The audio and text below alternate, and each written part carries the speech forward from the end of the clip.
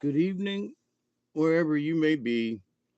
I am your humble host, Mr. David Null, also known as Hawkeye Two Feathers. I greet you with the love and the honor of the infinite Creator, and I continue to pray that each and every day, that each and every one of you will continue to learn how to accept and receive the knowledge, the healing, the wisdom, and the many, many blessings out in the universe. So, with that said, um, to my dear subscribers of many years and new subscribers, and maybe you might become a subscriber, I have been very, very ill with the flu the last 3 weeks. And as many of you subscribers know, I've had enough trouble with health. I don't need this kind of stuff. But from a shaman's point of view, the sickness taught me how close to being out of this world from the sickness, from heat, from sweating, and just being yucky. That every day that we're alive, every day that we take a breath, is a golden day. Why do I say golden?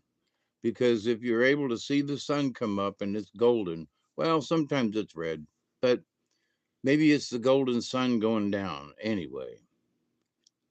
Feel like a golden time. It's like every day should be, silver doesn't quite get there, but not to put a price tag on it.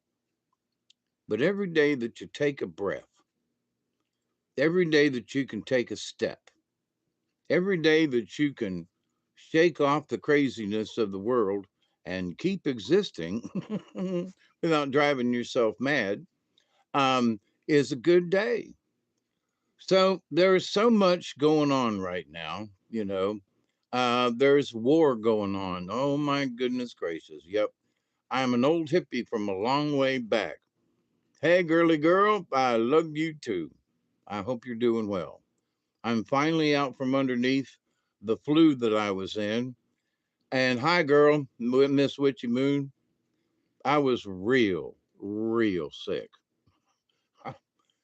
I'm not trying to, make light of it or build it up, but I was real, real sick. Temperature of like 104 for like 3 days in a row. The sweating. Um, oh, it was nasty. Oh, it was nasty. I had um oh, I am. I'm here. I'm here and saying hi again, I couldn't talk. I couldn't lift my head up off the couch. It was nasty. It was nasty. But and that's one of the things that in going through it and with my temperature as high as it was, I felt like I was being dragged through the gates of hell. And I had to it was so bad that instances like this in my life before, when I was in the hospital a couple of years ago with my back, and I ended up with a blood clot, and they had to pack my back with ice for 3 days before they could operate. Um, yeah, that's brain boiling. It was horrible, but in that, I had to. It's I know it sounds crazy, but you have to meditate on the pain. Hey, Steve, what you doing? Blessings to you. I hope you're doing better. But the heat from the fever, I was like, what the hell is going on here? You know? Now the good news was it was cold. And so I could half of my body was covered with with a big blankie, and the rest of me, I had my shirt open and I had the cover backed off and a fan on. And it was like, it was like 52 degrees here in the house. And I'd duck under the cover for a minute, and then I'd get hot enough and I'd stick my head out like a turtle. 3 days in a row, And then my fever broke, and then I went back in for 2 more days. It's been rough. So anybody that gets this or has had it, don't know what it is, folks, why don't you go in and get checked and see if it's COVID? Oh no, I don't want any of them folks knowing what. I'm over my sickness. I made it. You know, I'm here at the house by myself, and that's not a complaint. But thank God it was cold. So, but anyway, also during this time, I'm having this issue with my neighbor of 40 years. And there's a video up on the channel. I just put another one up that shows me standing on the property line and looking both ways and showing, that this guy's been breaking the law for the last 20 years. So he still has not been arrested. The Colquitt County Sheriff's Department took my statement, made a copy of my video of him blunking me in the face, and uh, there's supposed to be a warrant out for his arrest for battery. I had no idea that somebody was going to get arrested, but I had to go to the sheriff's department to say, listen, I've told this guy by state law, I've told this guy to stay off my property. It's on video now, stay off my property, then pow, right? And I get knocked in the face. And my right eye is not working well. It's foggy ever since he did. And I had cataracts in it, done in both eyes. So it's like, now you punched me long enough to where everything's foggy in this eye now? Son of a bitch. But so anyway, he's arrogant that way and he thinks I haven't done anything. Well, I have officially had the surveyors come out, and lo and behold, I was like 2 foot off up here on this end of the property versus down at the river. And I was standing down at the river and I was telling the surveyor, and he's got a picture of the plot, right? And he's looking down at the plot and he's going, over here and that little finger there. And I'm like, yeah. And I was standing on the edge of the river looking down, and I said, I got this strange gut feeling. It's right here. And I had my hands out and I said, it's right here, guys. But, so I turned around and looked back towards the house, and he had his little um, um, um, um, metal detector and went boop, boop, boop, boop, and I was literally standing right in front of it. I mean, I was like, one way or the other, it was like lined up center line with my body. I was standing right on the post at the river. So everybody that non-believers, well, hey Crow, what's up? And so everybody said, well, Dave, you don't really know where it's at. No, I'm like, no, I know where it's at. I've lived here for 45 years. Don't tell me I don't know where the thing is, just because I can't spot it, because it's a piece of pipe that's driven in the ground and it's rusty on top, but it's sticking up that far. Once you see it, it's like, oh, there it is. So, but now cost me $500, which hurt. But payday's tomorrow, so we'll work it out. But so he hasn't been back to the property. So, but I have been taking pictures, and I have to really get the ball rolling with the attorney. I've been reading up on the Georgia law about somebody doing trespassing. If they trespass and they do criminal damage, and you have to establish what the criminal damage is. And well, because he pushed stuff right up to the riverbank, that back there, that 996 feet from the bottom of the hill to the river, that 996 feet is in a wetland, and it floods. And when it floods, I'm halfway down. I was doing a picture and a video to show this end and how far where the property line was and is, and how many of the trees he's pushed up and bulldozed up, right? And so I have to give value of what he's done. So what he's done, and I have counseled with several people, and that almost 1,000 feet, he has pushed up trees all the way down and gotten them mingled in together like this. I would set up trap pits and fishing line trips with a flashbang on them. Listen, we have been considering all kinds of stuff, some of which are illegal as hell. I'm like, when he punched me in the face that Sunday, I was trying to get him to come over and say, look, here's the damn pin. That's the property line. Stay the fudge off my land. And so he comes down the hill and hangs a right and cuts right in. So the entire fire break is on my property. Now, I don't care if it's you're going down it with a a tractor and a harrow and you're making fire break. Okay. So for the last 20 years, I have not bothered to make a big issue of it.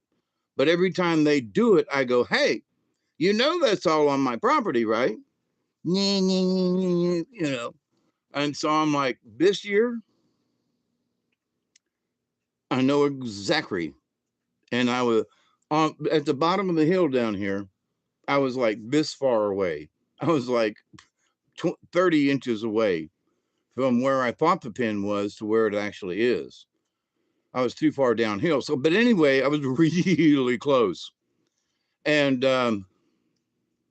you're door dashing? Well, don't trip and fall now. That's just no fun. Might be funny as hell on the ring camera, though.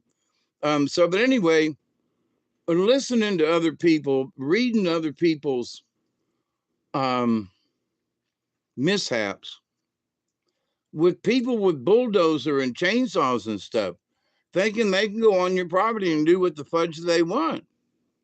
And it's like, what? So this neighbor of mine, he's one of those, I own 2 businesses and you don't, and my stuff don't stink and yours does, and you're no crazy hippie man, and he don't know who I am and what I've done or not done. He didn't know I was an engineer for a tier 1 automotive, but that's okay. I'm just his neighbor, an old crazy hippie dude, right? So, but here's the thing: an old hippie dude would never agree to you using a bulldozer to push my trees over more onto my property because you think you own it. So now it is legally staked out with GPS and ribbons, because I had to take pictures to try to give a visual of, look, here's the property line, here's the pin, and that yellow line right there, everything on the right side is mine. And it's like, if you zoom in and extend that line, you see all the other pins all the way to the river, and you go, well, there's a whole line of pine trees that's on my property. And he thinks they're his. Property line says it goes right between these 2 rows of planted pines. Well, down on the river, he went right up to the river. I mean, this close, and piled crap up.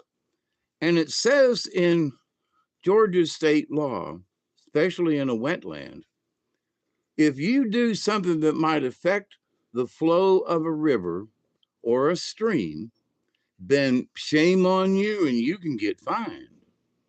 And you can get fined 3 times as much as you may think it's worth.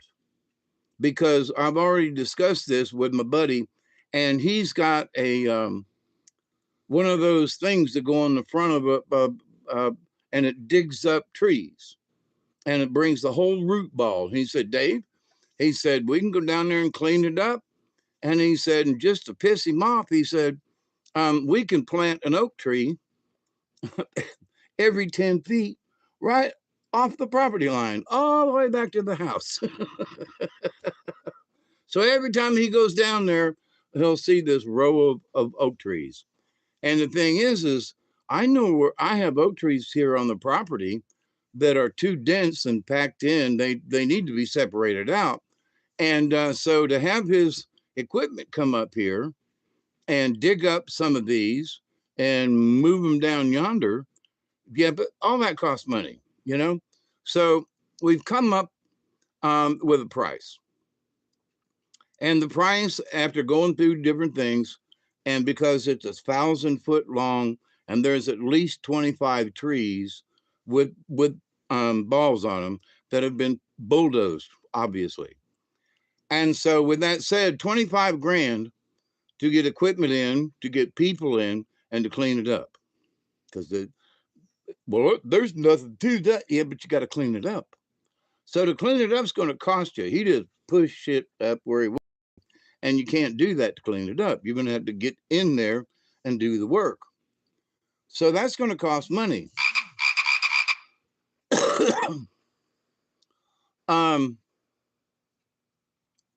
So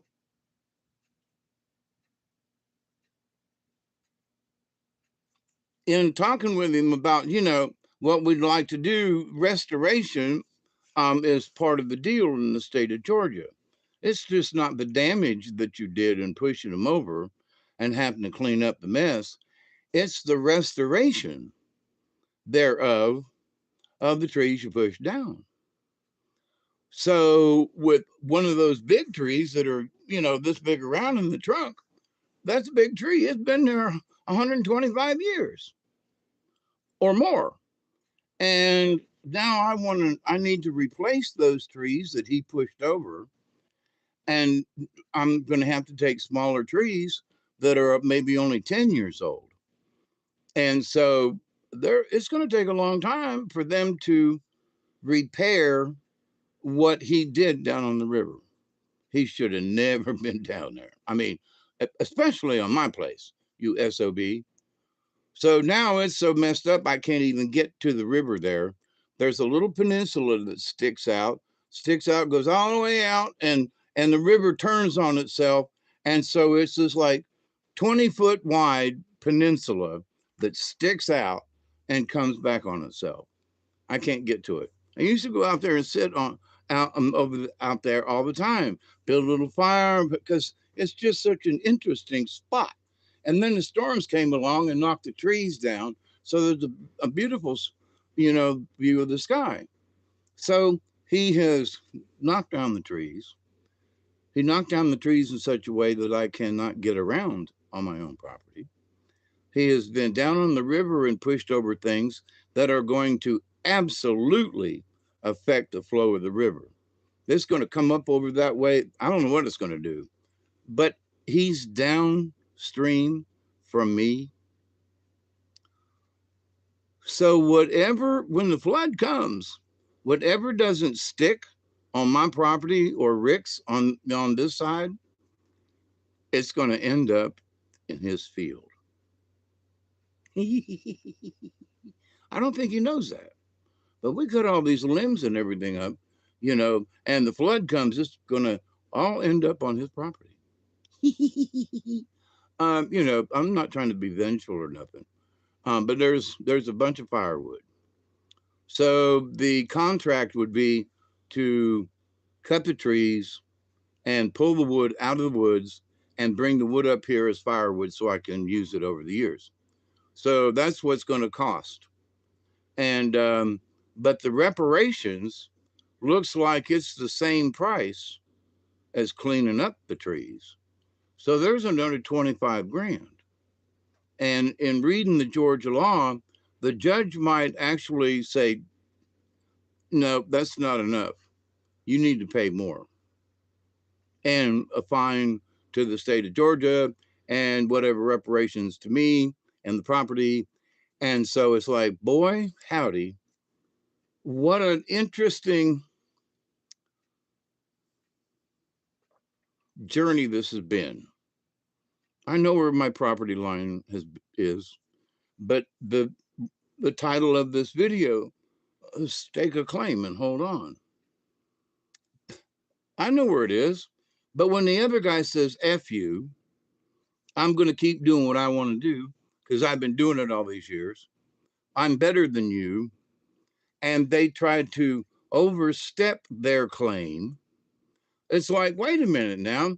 And I have been abused for the last 25 years with this SOB Brinson guy, Roger Brinson. Yep. 178 Zion Grove Church Road, Meigs, Georgia. SOB. So, oh yeah, also has a place in Pelham. Let's not forget that, his business. But so, do I want revenge? Yeah.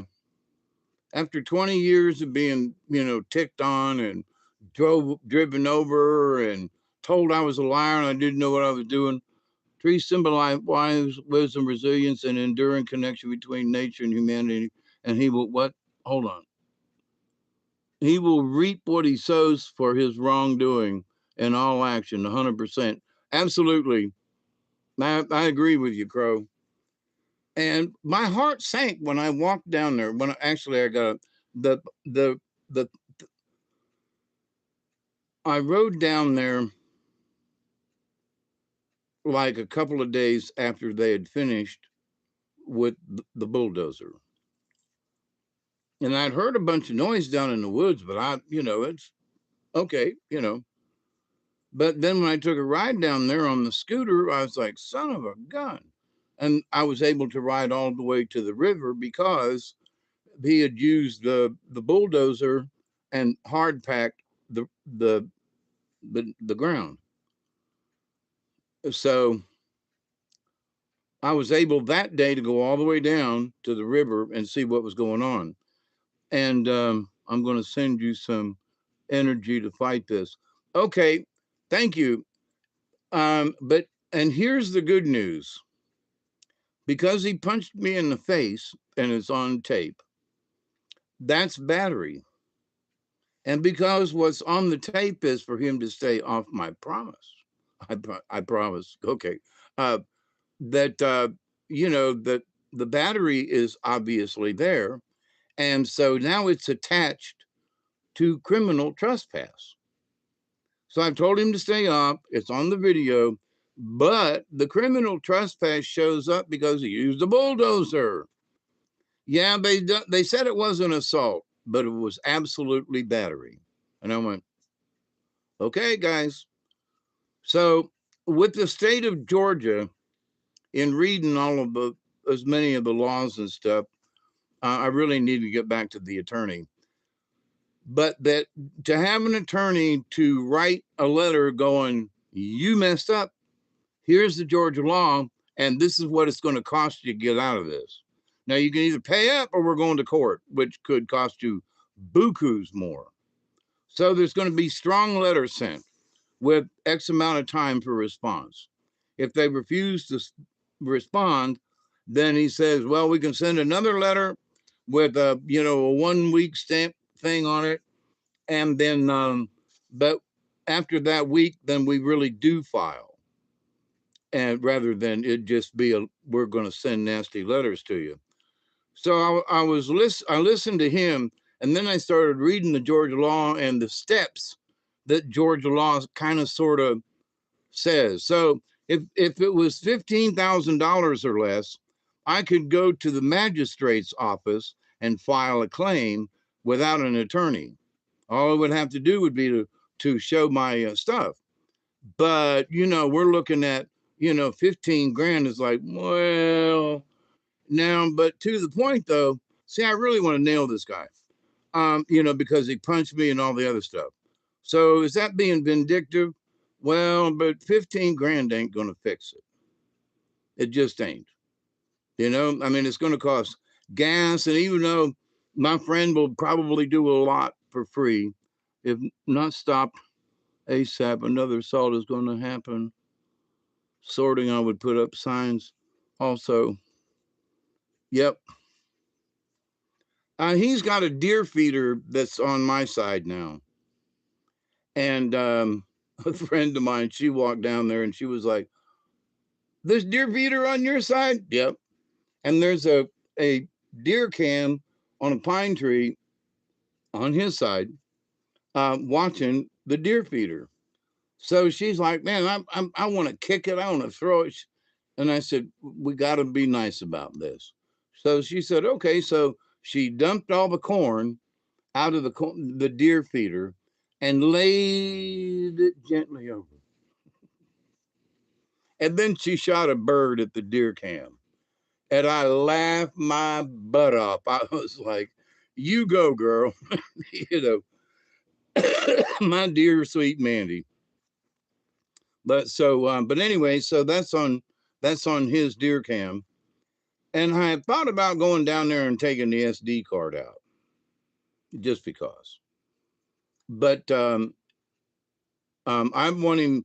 I want to see him cross over the property line to get the deer thing, because then he will be trespassing, and I will get him for that. I will call the cops on him then. Say he's been trespassing. I told him we've already got a warrant. He went across my property line and got my deer feeder because he can't prove it's his. Oh, it might be on his little deer camera, but it'll probably get him in more trouble than not. So I want him. Go ahead, come on down. Because now that I got the pin set, now that the surveyor's been there, now that what the surveyor did is now connected to the tax assessors. So if they want to check, well, I don't believe this. They click on Colquitt County tax assessors and go to our property mutual line. Guess what? It has been updated as of February, whatever it was, 2 weeks ago, 10 days. But anyway, so here we go. But there are people out there that have pieces of property that are not looking for an argument. You know, they know where their stuff is. There's a pin here and there's one down there. That's what I told them. And guess what? I was right. But somebody's going to pay that $500, and that's going to be the neighbor. You know, so it's like I've known all along. Why would somebody fight the truth? There are people fighting the truth now. And I look out there in the universe and I see people going, what's going on? Do you not understand this? So to tell the guy, you can't come on my property with a bulldozer, and he goes, fuck you. Wait a minute now. Here's the pin, there's the line, and you just crossed it with criminal intent. So he's sunk. He's sunk. There's nothing he can do because everything is being proved against him. The fact that he said on tape before he hit me, I've been doing this for 25 years. I ain't going to stop now. Ding, he just pled guilty to his own actions. You don't tell me, boy, I'll do what I want. Okay. Been doing it for 25 years. Okay. Wait till the judge hears that, right? So, in a way, I really wanted to go to a judge. I wanted to go to a judge so bad because he's going to try to stand up there and be all that. Well, I own 2 businesses and I know about this. And he's going to get sunk because he don't know squat about the Georgia law and trees and forestry, and especially in a floodplain, which back there absolutely is. So, I mean, where I was halfway down the property line, I have been on the property in a canoe, in my canoe and kayaks, floating around on my property when it was so flooded. And I'm telling you that it was chest high at the campsite where I got in the canoe, because I got a elevated platform, and that really needs fixing. But elevated platform, and I would get up there in the middle of a storm, and the water raging everywhere. It was just something to be in the middle of all that rushing water. And so, me and Sasha Doll, we'd slept out there several times back in that year period when we had so much rain. But I'm here to tell you, the water was up to my chest before I crawled up into my little nest. So I know how deep it gets.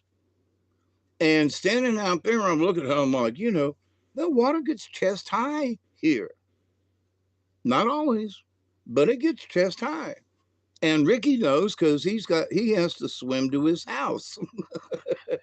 His house is like this far above the floodplain, and it's lapped underneath his house a couple of times. A few years, it's been a couple of years back now, but so we know what the flood is. We know what the water is going to do. We pay attention to this stuff. I've been here 42, 3, 4, 5 years. He's been here like 30 years. And so we know what's going on here. And this guy, he's just an idiot. So, total lunar eclipse. Is it going on now? Well, I bet you it is, ain't it? I wonder if it's going on outside. Like, I can't see. There's too many trees up on the hill. But, so anyway, when I'm making the comment to stake a claim, if you got to know where your boundaries are. And somebody, no matter what, it seems, now Ricky's a good dude on this other side. Good boundary. We don't have no problems. We share. This guy, right? So, you got to know where your boundaries are. Yeah, Crow. I think Crow, you're Richard, right? Okay. So I was thinking about you the other day, real strong. Anyway, it was during my shaman meditation with the heat. Oh God, that was nasty. Anyway, so there are shamans who or people who go on spirit quests. They're going to go out and they're going to sit and they're going to meditate in front of a fire and they're going to and sometimes they take some hallucinogen or something. And so I didn't have any hallucinogen, all right, but I'm here to tell you that high temp in the head business, the fever will bring on dreams and what seems to be real but ain't real, but is real but ain't real. I mean, I was having trouble. Oh, you could have stayed there. I was just my brain was going. Crow's Richard, right? And yeah. Okay, that's sort of my point, Richard. My brain was being so fried from the fever that there was stuff going on. I was like, man, and it was all heat. Got to get the heat down. Got to get the heat down. Got to get the heat down. Well, it was so cold in the house and outside. All you had to do is just lift the cover, and it was 35 or 20 if you went outside. So that was a good thing, you know. Um, but it was during the fever periods that I had to concentrate on, don't die, don't die. I was thinking, dissipate the heat, dissipate the heat. I'm thinking like I'm a coil, right? That's giving off heat, and when I pull back the covers, the coils are exposed to cold water or something like that. So, but anyway, so that's where my head is for hours and hours and hours, not 10 minutes or 20 minutes, all night long, 8, 9 hours, temperature, sweating. And I'm going, what is the deal here? So during this, like after the third day, and I'm still going on, I'm like, I start thinking Creator's got it out for me. You know, if this is some kind of freaking test, how long do I have to go through this to pass? And so my thought was, because there was so much fever and sickness, and oh man, I had explosive diarrhea that I still haven't cleaned all up in the bathroom. It was nasty. I mean, couldn't eat. I'm throwing stuff up. I'm out the other end. It was horrible, and the temperature. So I'm asking Creator, what the hell's going on? I have been through several vision quests by going down on the river and staying and doing fires and in my own backyard. I mean, I've spent a lot of time doing, you know, vision quests and having discussions with the Creator. And but this time around, I do not understand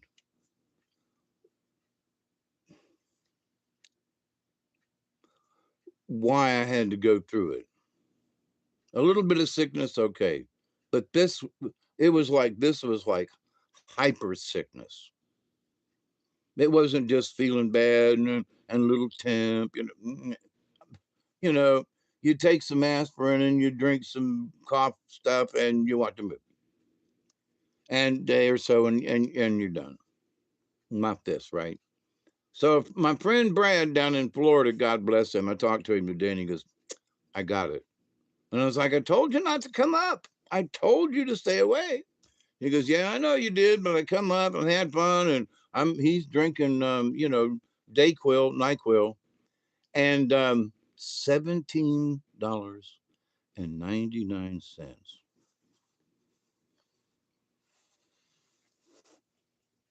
for this.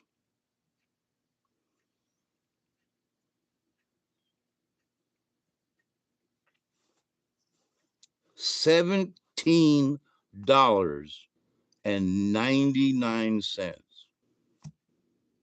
Are you freaking kidding me? $17.99.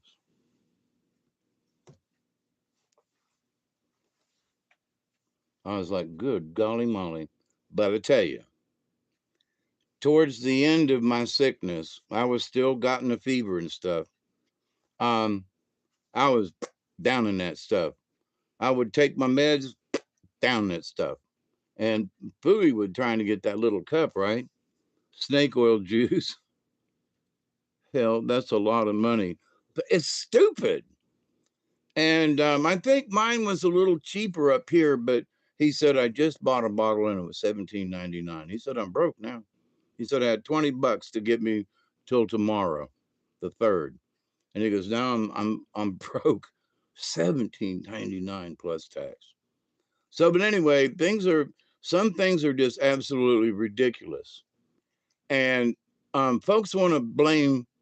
Um, oh, it's Dayquil, it's Nyquil, it's got fever medicine in it, and blah blah blah. It's for colds and flu, but you know, it used to be you could get it for $5. You know, 17.99. Secret ingredients. Maybe I should get my pan out and you know and see what's in it, right? But I'll tell you, it helped clear up the end of my sickness. So I'm glad I bought the bottle.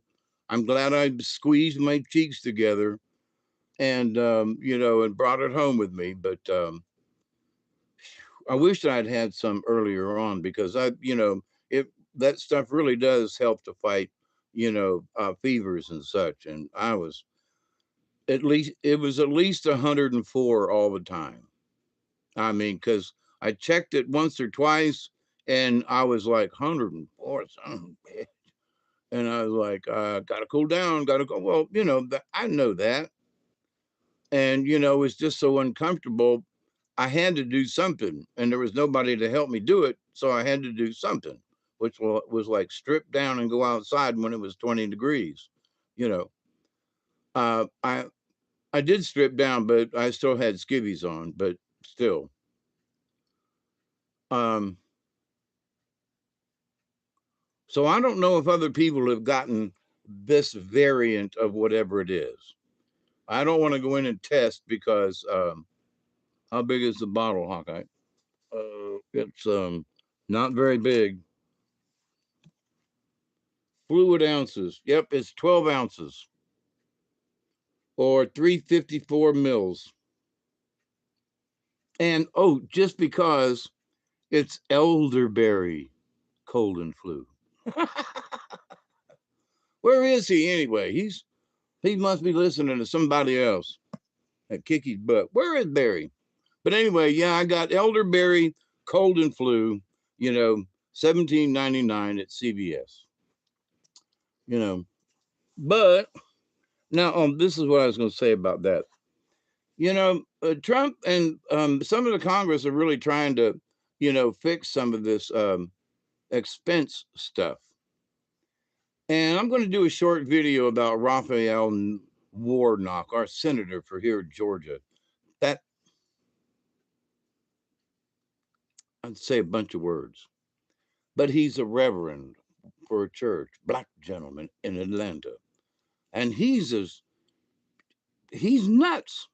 He's with that nutty group of Democrats. He's nuts, crazy. So I want him out. Let's vote that SOB out. How did a state that's as red as Georgia end up with 2 Democratic senators? You know why? Because they're finding out them folks in Fulton County did a lot of cheating. And there's some folks going to go to jail over that shit. Oh, they didn't do nothing. Don't look over here. What? Oh yeah, and they're finding all kinds of stuff wrong. And who would that? Travis? Howdy, buddy. What, 740?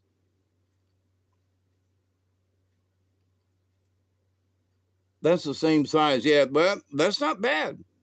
Well, see, for us, it used to be about $5-6 for it. How it got to $17.99, I have no idea. But this is my take on that. There are some things that were absolutely affected by the COVID business, right? And so people staying in, got to go out and blah, blah, blah. And because of delivery of things, right? And I talked about it 2, 3, 4 years ago. I said, it's going to take a while for supply chains to get back to where they were. But they will never get back to where they were because of the changes they had to make to get through the COVID stuff. So it's like Raphael Warnock and his, he's talking to Scott Bessent, the um, Secretary of Treasury, who is a smart guy. I tell you what, I'm impressed. Then somebody said, well, yeah, but what do you expect of a gay man? I don't care if that man's gay. I don't care. That gentleman holds his stuff. So anyway, Warnock's asking him questions. And he's like asking him about the job market. So he says, Warnock asked him, so what about manufacturing jobs? Trump said that he was going to, that there was going to be lots of jobs for everybody.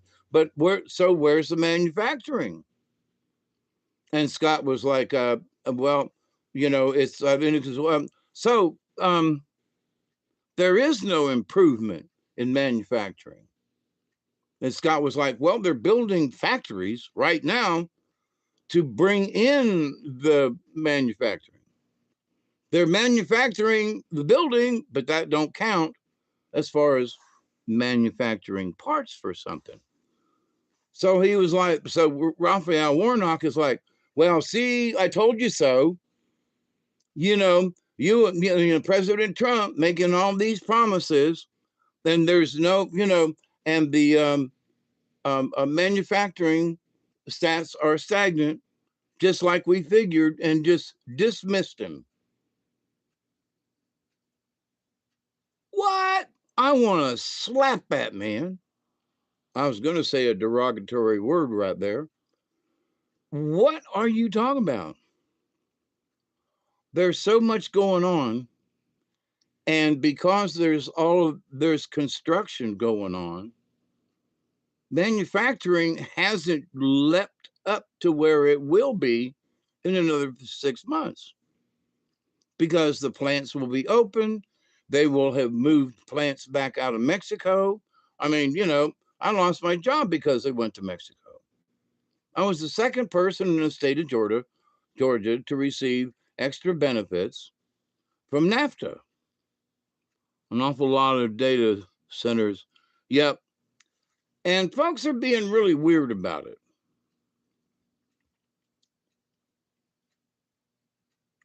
It's going to be a substation. Oh, but AI is going to live in there. Okay. Oh, and it's going to require a lot of water. Yeah, but they're going to recycle the water. It's not like they're going to use the water and just keep pumping. At least they better not. Their systems ought to be better than that. I'm sure they're going to be running water and some type of coolant to keep things refrigerated. They are also going to have refrigeration units. Where's the water?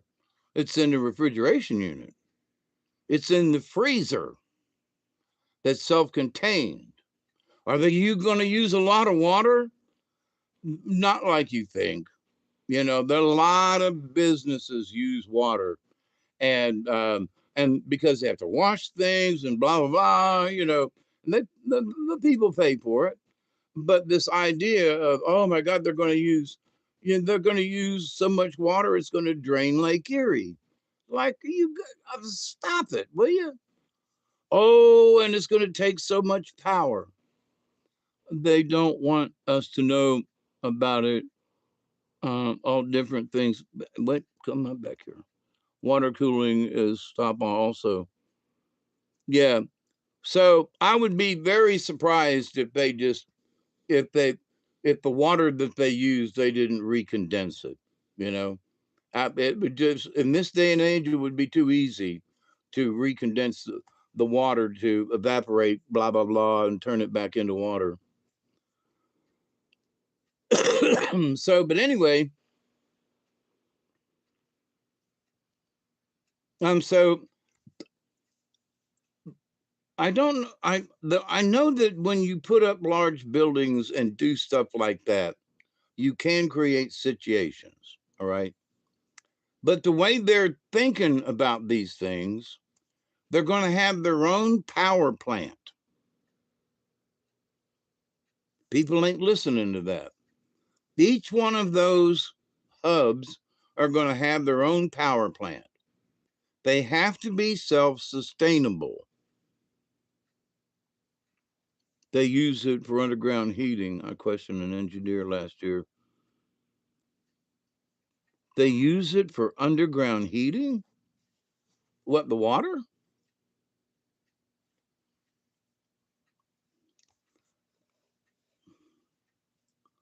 Water, in a way, is a really nasty source of getting rid of heat, but it's the cheapest because it's just there. But um, as soon as you add a little bit of glycol in it, and then it becomes an antifreeze, and it cools even better. So water by itself is okay, but add a little bit of something to it, and it really makes it better. So anyway, back to the power plants. So each one of these data centers are supposed to have its own power plant. And I watched a guy, it's been about a year ago.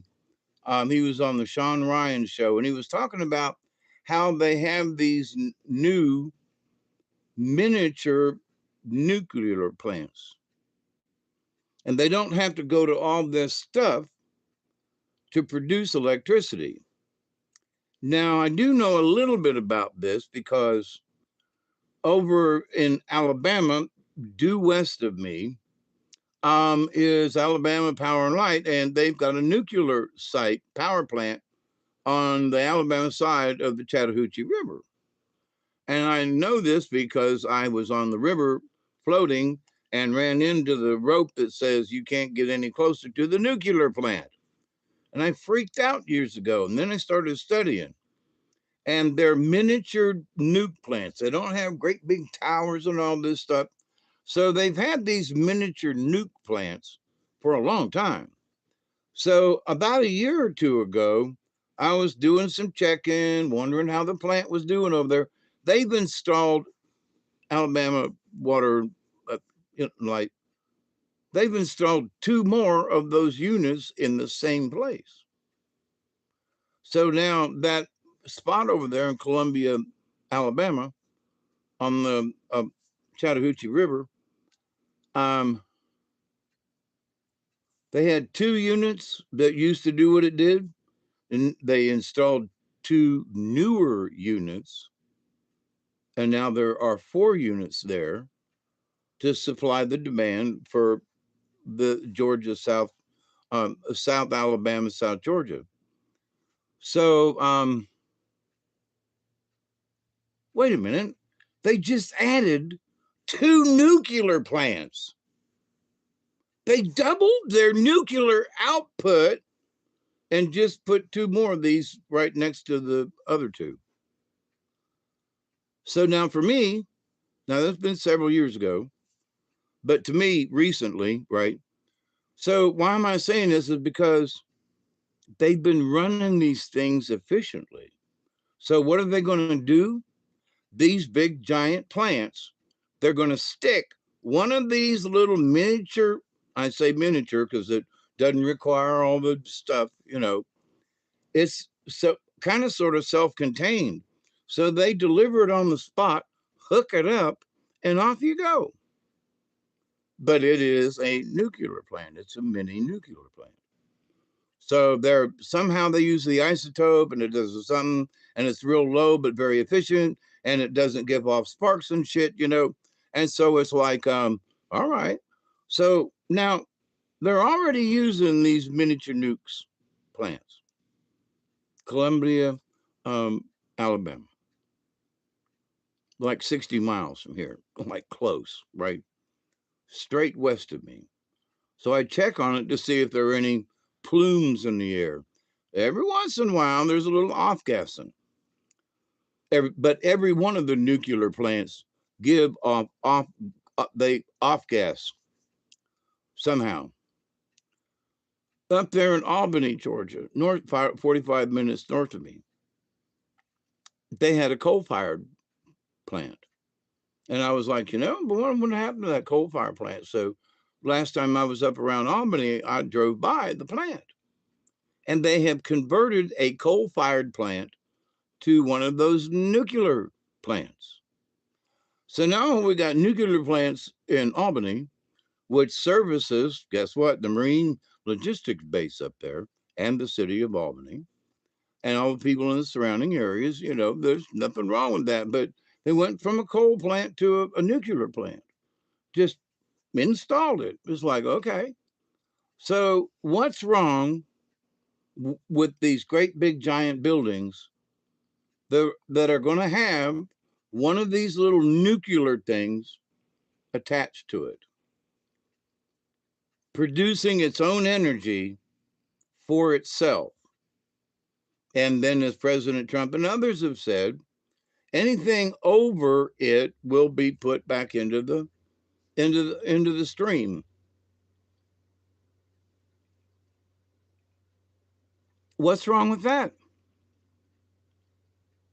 AI is going to live in it. They're going to build a cage for AI. And AI is going to live in this data center. I've seen down in Tampa and other places and riding around. You ever seen the data centers of AT&T and some of the old telephone networks? They were huge. They had operators and they had people. It was huge. And they're, there's going to be a data center, that's going to have AI in it. So there's going to be a monster that lives in these data centers. Really? They're putting them far enough out of town to where there's going to be a big hum. Well, when they crank up the cotton gins in the wintertime, there's a lot of noise and it travels 10 miles. I can hear the cotton gin crank up over there on Highway 19 in Meigs. You know, it's like 9 miles away. I can hear the plant run. Sometimes down in Ocklackney on a clear night, you can hear the plant run down there. They make kitty litter and stuff. You know, they dig it out of the ground, they heat it and do it, pack it, but so you can hear all the machinery. It runs 24/7. So there's a lot of industry that's already making noise. Well, wait a minute. So what is the data center going to do that scares you so bad? They're going to steal all your water.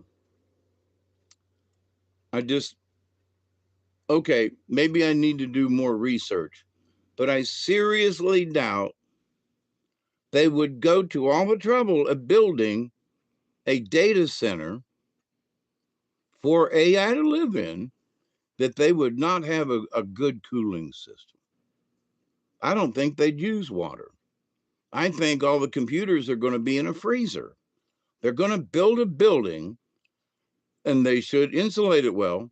They're going to build a building that they're going to put a freezer on it and, you know, and bring it down to like 0 Celsius, which is 32. They're going to bring it down to where everything's almost going to, you know, ice over. And that's going to cool the AI. Then they're probably got some, you know, coolant things going through. But I've been in some industries where they have cooling tubes and things like that, like for reverse osmosis and things. Those tubes get hot as hell. Let me tell you, when one of those tubes will expand 2 foot going to the process of when they get the reverse osmosis going in them big things. It's amazing, you know. So there's a lot of things that people don't know about that happens in a factory or in a setting. So I haven't done much research into the data centers, but I'm really curious as to why everybody's panicking. And I think it's because it's housing AI. And okay, I think AI is stupid. I would rather have Bob. You listening?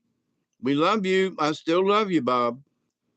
But the AI, I don't know about some of this stuff. You know, you have to program it in, and then what comes back out might be false. It's like, well, why would you want a computer that gives you false information? That's stupid, dumbass. Oh, what? Dumbass. Okay, so here we are in the pickle we're in. Are we in a pickle? Is everything so bad that we can't get along? I mean, the price of things at the store has gone up, but that's because of distribution. When they screwed up the distribution during COVID, it took them, they had to revamp how they did things. And how they do things now cost them. Okay. And so they have had to add cost to the product. And, but then there are some of these folks that are taking advantage of it. Like that NyQuil right there. They ain't no fucking way that NyQuil costs $18. No. So somebody along the line was, well, you know, during COVID, we had to revamp everything. And so, you know, that's the reason it costs so much. But you bullshit. No. So they're using COVID as the excuse for the higher price on the product. And we're getting scammed. That thing ain't worth $18, but I bought it anyway because I needed it. Supply and demand. But does it actually cost that much? So it's like dog food went from 90 cents a can to $1.30 a can. A can of dog food. What, does horse meat cost more now? I mean, there's still wild horses that you shoot and cut up. There are dead animals and things and pieces of parts, you know, and that goes into the dog food. Is it costing more? Well, gas prices coming down. You know, it was like $2.75 here in the Moultrie area. Not bad, you know, for these days and times, not bad. So, we can get bread. Of course, we have a bread factory in Thomasville. The loaves are smaller, and the loaves are smaller. If they are using the same bag, just saying. Um, and there are other things that the price has gone up, but you can still get a gallon of milk for less than $5. What's wrong with that? Nothing. You know, I can buy a case of water for, you know, $4, $5, a case of water. I might just as well drink milk. Oh, but old people ain't supposed to drink milk. Well, I like it anyway. Tough shit. You know. But so anyway, I think this time, and the planets are lined up. Tonight is a, you know, an eclipse. It's a blood moon. It's all that. A lot of stuff happening in the outside, in the ether right now for every one of us. And as a shaman in training myself, I'm telling y'all, stake a claim and hold on. Make sure that the claim that you stake, whether it might be music, it might be something that you wrote, it might be you in your neighbor's yard like me, it might be whatever it is, you know, that's my car. Where's the title? But that's my car. Then get the freaking title. Make sure you stake your claim. Don't let somebody run over you. I know somebody down in Florida that was like, you know, they was like, well, I paid him for my car, and you know, paid him. It was $100 a week. So paycheck, $100, paycheck, $100, paycheck, $100, till they paid off the car. It was like $1,000. So not a lot, and it was a clunker, but it ran. So paid the $1,000. Where's my title? I don't have one. What? Yeah, I sold you a car that really wasn't mine. What? So here you are, you paid it, you are staking your claim, but you don't have a title to the car. You can't take this, not really yours. It's in your name and you got a tag, but you where's the title? You ain't got one. So somebody has to sign us something and send it into the state of Florida, like me and my sister did for my brother's Jeep. And you got to wait through it to go through the process, and then you got to get somebody else to sign it, and then that, you know, and then you can get a title. So here's this person though, has paid this, has done this, and my point about this is they they were staking a claim, but the title moved. So on my property, I got title to this place. It's paid off, free and clear. So having the surveyor go down there and go, yep, it's right here. Walk down to the river and go, yep, it's right here. And every place in between. So sometimes you have to do that because your neighbor is an idiot. And they seem to think that they can do what they want. And that's the worst thing about this. So in all of my studying and for this video, I'm not going to make it long. I'll come back and do something else. But on this particular video, staking your claim, you know, if you've got property, make sure you know where it is. Seriously, you know, don't let nobody fudge you. You can get a free copy from your county tax assessor.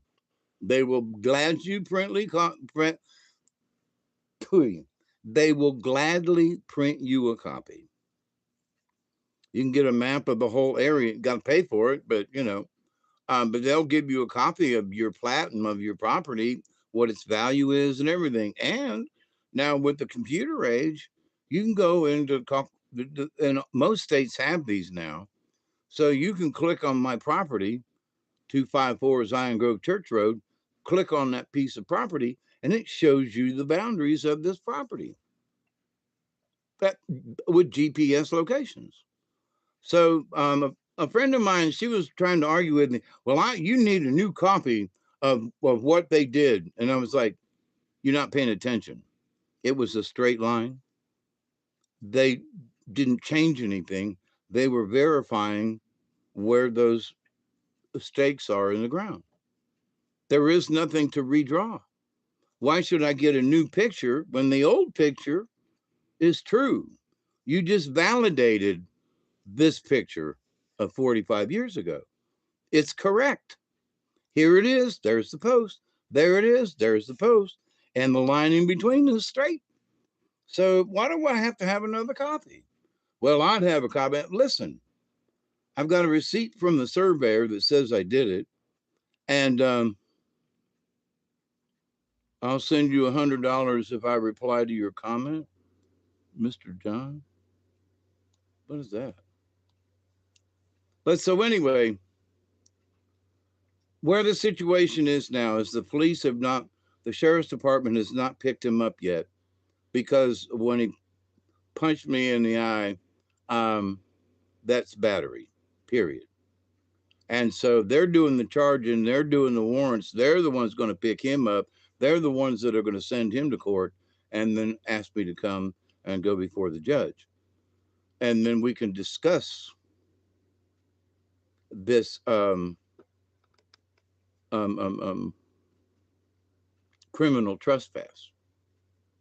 Because when he watches the video, he's going to go, "What's this business with the trespass?" Well, Your Honor, I was trying to tell him to stay off my property because he keeps trespassing over the last 20 years. Oh, is that true, Mr. Brinson? And then you punched him because he was trying to tell you to stay off his property?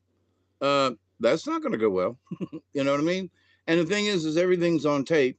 And now the legal description of the property has been verified currently by the surveyor. Everything's in my ballpark. All I got to do is work it through the system and see what comes out the other end.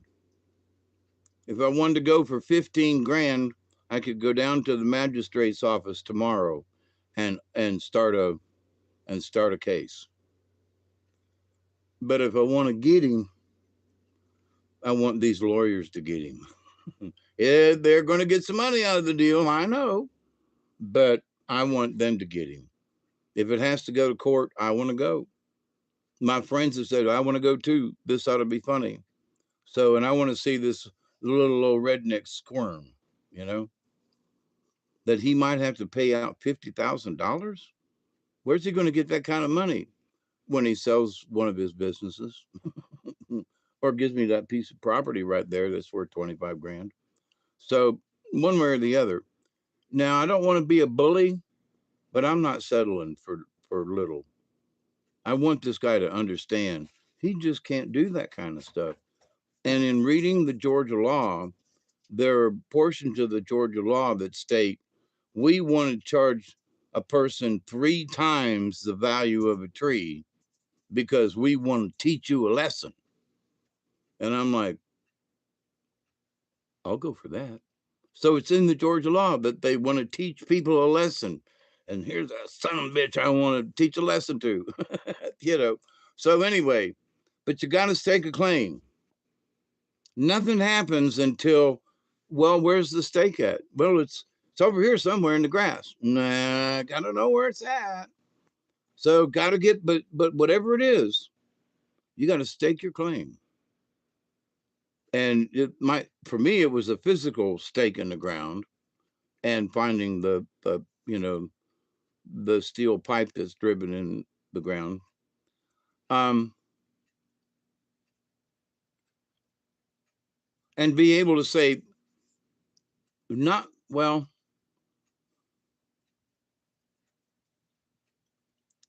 to make the claim, okay?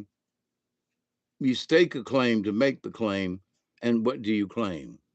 It's mine, or ours, or theirs, or whatever, right? But you stake the claim, why? to prove that it's yours.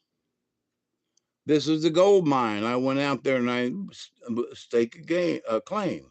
And there's still, as far as I remember, that on Chunky Gal, you can still stake a claim and go dig for rubies up there. It's because the whole mountain is made with corundum in it. So you can go and get a little plot of ground, and you can go hack the dickens out of it with a hammer and a chisel, and people do. So it's been a while since I've been up there, but I would really like to go back to Chunky Gal just because. But so you stake a claim. What does that do? It authorizes you to your own property, whatever it is, a car, a T-shirt. This is mine. Why? Because I got the receipt. You know, that's your state of claim to, I bought this, here's the receipt. Dang.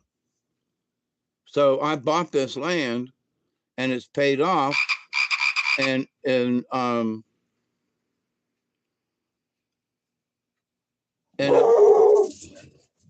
at the county tax assessor's office,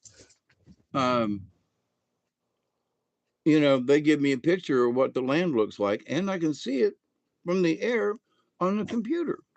So, you know, I can look at anybody's piece of property and it tells me who owns it, how much, how much it's worth, all kinds of stuff.